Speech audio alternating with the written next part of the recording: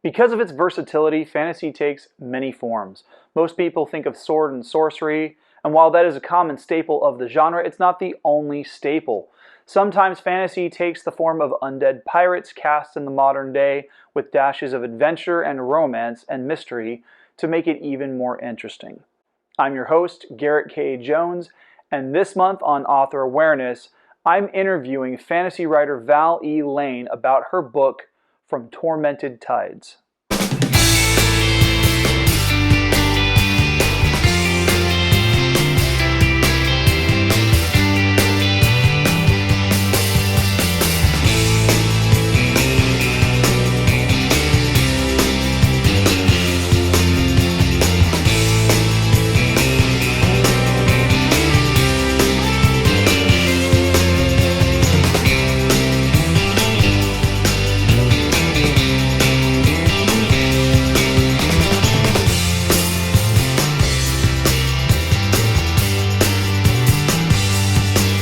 Welcome back to The Right Way. A couple of things coming up that you should be aware of. Next week is my live stream. I'll be going live from the Hanford branch of the Kings County Library on November 19th for my final lecture of the year.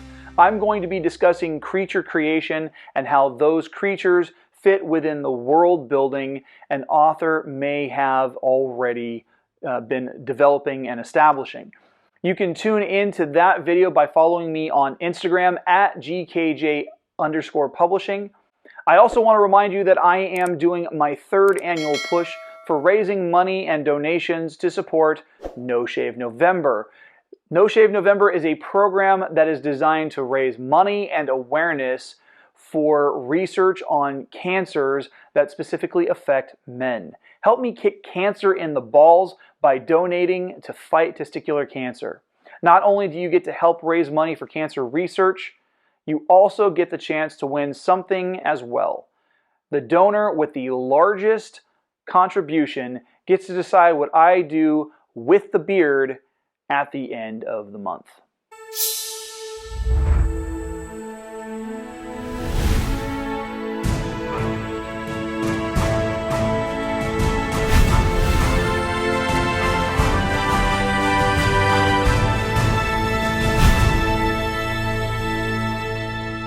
I connected with this month's interviewee through Instagram, and I was intrigued by the premise of her book. So I reached out to Val, and she was eager to share a bit about her work and writing journey with you guys. So here she is. Hey Val, thank you for coming on the show. Thank you for joining me. Tell me a bit about your work. What do you write? So I write a lot of, fantasy in general, but currently I'm really focused on urban fantasy. And I think that is just because I really like the concept that there might be hidden magic in the world we live in. And so since that just intrigues me a lot, that's currently what I'm focusing on. And I'm working on a series that I've got about 3 books, possibly 4 planned for right now, that would fall in the urban fantasy genre, but it could cross over into paranormal romance, I think, a little bit. That's really cool. So how did you get into writing? Obviously, fantasy is kind of a niche genre. And usually it's people who are fans of the genre to begin with. How did you get into writing? Right. So ever since I was a kid, I loved to write. I was always just a big reader in elementary school. You know, I remember our trips to the school library, and I always had some kind of book checked out. And I really started with a lot of like historical fiction. I love Little House on the Prairie. And I was very captivated by just like things of the past happening and being able to like write those as maybe alternatively how they happened. And I don't know, as a kid, I just was fascinated with that. And I started trying to write my own like historical fiction as a kid, like in like 4th grade. And, you know, I started realizing you have to research a lot when you do that type of genre. And so I think I just continued to write. I did a lot of journaling. And so I think that just morphed into fantasy because I felt like I had more freedom with that. And, but I think that's where that love of urban fantasy comes from, because it's still kind of like the real world and manipulating it a little bit. But yeah, I journaled all the time. I was always in my room writing. That was just kind of my go-to escape. As soon as I got home from school, I would read or write. So I have never really stopped except for a brief break in like college, and then just adult life, kind of just didn't have time for it. And then I picked it back up again a couple years ago, and here I am publishing my book. So what are some of your inspirations? You mentioned historical fiction. You mentioned just the idea of being able to use magic as kind of an ex machina for everything. What are some of your other influences, whether it's music, film, whatever? So I was actually about to mention that, and I was like, I'll be quiet. Maybe he'll bring that up. So I think my big switch from like the historical fiction into like the fantasy side of things happened in, I guess it was like middle or late elementary school. When I saw the Narnia movie, like we had been read that book in class, we were studying it, and the Narnia, I don't know, just like the Lion, the Witch, the Wardrobe, that story just captivated me. And I think that was like my first fantasy book that just, I was like, wow, what a story. And I think that's just when my imagination started running wild. So that was probably my biggest influence. And then I had to go and, like, of course, read the rest of the Chronicles of Narnia on my own. And then as I got a little bit older, I loved Tamora Pierce's work. I don't know if you're familiar with her. She has a lot of like fantasy series. The Immortals was one of my favorites in middle school, high school, but lots of high fantasy, epic fantasy type stories. And I tried to write that, like, more of that high fantasy type thing, but I think I didn't like how it was always a made up world when I wrote it. And so I think that's when I started like realizing I preferred to write urban fantasy. It's weird because I like to read like the epic fantasy, but I think if I'm going to write a story, I tend to like it to be set in the real world. For me personally, if I get too much of something, I start to just get like overwhelmed by it. So if I'm just reading only urban fantasy and writing urban fantasy, like I just feel like I need a break somewhere in there. So I like to read a book where someone's already created a world for me. And I don't have to. Yeah. So, but yeah, I did forget one thing too. I always said Neil Gaiman was one of my favorite authors. Oh, he's fantastic. Yes. And so I cannot believe I forgot to mention him. As a writer, we always deal with some issues that crop up in the production of our work, whether it's in the writing phase, the editing phase, whatever. What's been one of the biggest challenges or the hardest parts of being a writer for you? I mean, I think a lot of it is time, just having that discipline to write on a regular basis. I tend to just be like, if the inspiration strikes, I can sit there and write 3 chapters in one sitting, but some days I just can't turn out a paragraph. And so just having discipline to like say, I'm going to sit down and write, even if I don't get much done, is something I'm trying to improve on myself. But as far as like the actual process, I think just this was my first book, so I learned a lot. Like editors and cover designers and things like that, being self-published, they're not just readily available. You have to really start looking in advance, and that just made it a little bit challenging when you think you're finished with your manuscript, but nobody's available. So just looking ahead to those types of things, I think, is something that could be a challenge if you're not aware of that.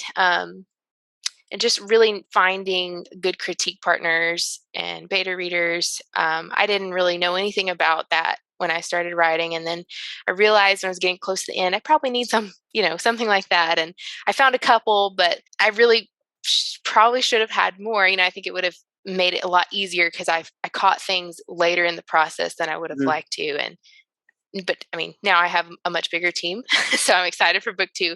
But yeah, I just think like getting your resources in order beforehand is a challenge if you don't know about those resources. So when I sent out sample edits, or I had sample edits when I was looking, and it was so strange the different things that the different editors would say. Like one would, be really fixated on one thing, and then the other wouldn't even mention that certain thing, but they'd have a totally different point of view on something else. And like, every editor is a little different. And so, well, specifically developmental, I mean, hopefully as a proofreader, they would all catch the same things, but and that's the weird thing is that when people think editing, they think the first thing that pops in their head isn't the development, commas and periods. Always the proofreading. It's like, well, word choices here and punctuation here, and get rid of your Oxford comma, which, screw that. But I've encountered beta readers where I said, hey, look, this is what I'm looking for with the book that I'm putting out. I just need broad strokes. I need to make sure that the story works. I don't need nitpicking.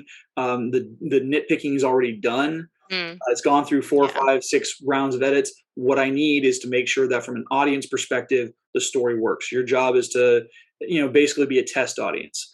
And one of my beta readers for the book that I'm getting ready to put out went through fine-toothing everything for just the prologue over the course of 2 months. And I'm like, oh my goodness, I need things back now. Like, I need the whole book back now. So it's a, well, I get the frustration. Today's actually my book's release day. So, and I just had someone tell me, they were like, I was wanting like clarification on this part. They didn't, I haven't seen what they were talking about yet, but I was like, well, I hope it's not an error, because the book's already you've had like 2 months to let me know about it. Oh my God. So I'm hoping it's something that I already caught and fixed. It probably is, but I was like, well, it's release day, so it is what it is at this point. Oh, you can always release a second edition.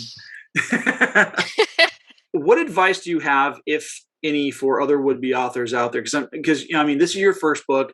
I'm sure you were looking to other authors for advice. What advice could you give to other authors who are coming to you? I definitely learned a lot. And so I think my biggest thing would be to connect. Don't be afraid to connect. I have found I started on like Facebook groups, author groups, and then I was really reluctant to get on other social media, and I did. And I have found such incredible support from like complete strangers. And I think I've seen in some of those like Facebook groups where writers who are starting out, they say that they're like afraid to share their work. They're afraid, well, obviously for criticism, but some of them are like afraid that their ideas are going to get stolen. And I think that's a valid fear. Those thoughts I think they cross everybody's mind, but just don't be afraid to do that. That's not going to happen. Like, someone's not going to take the book in your head and completely steal it. But you need to surround yourself with people who can mentor you and you can ask questions to during the process. And secondly, it would be it kind of goes along with that, but have at least a beta reader. I mean, developmental editing, I just had no idea how helpful that would be until I had it done myself. And I was so grateful for that. And then the beta readers I did have just really helped me see my story in a different way, my characters in a different way. And I just don't skip that. That's probably one of my biggest pieces of advice. Don't skip that, and don't be afraid to connect. Well, Val, we're getting ready to wrap up here. How can people get a hold of you? How can people connect with you? How can they get a hold of your book? So, as I mentioned, it's actually my release day, and my book is called Tormented Tides. So, it's on Amazon, Barnes & Noble, pretty much any online retailer. If you want to connect with me, I have a social media platform pretty much everywhere. It should be author Vale Lane, like you see right there. No periods or anything. And yeah, I'm very active on TikTok, Instagram, Facebook. I'm not so active on Twitter, but I do have one. And then I do have a website. Is it the same for all your platforms? Yes, every single one is at author Vale Lane. And I do have a website with a newsletter sign up. So if you're interested in arcs or any kind of like early information on book 2, that'd be a great place to sign up. Well, Val, thank you very much for coming on the show. It's been a great pleasure to have you. Yeah, it's been awesome. Thank you so much, Garrett. You're very welcome. If you're interested in connecting with Val through social media or picking up a copy of her book, you'll find those links by visiting the video description. If you're interested in seeing the uncut version of this interview, you can easily sign up as a channel supporter through Patreon. There are support options of $1, $3, and $5 per month, and all patron levels get access to this uncut interview. But the higher you go, the cooler the rewards.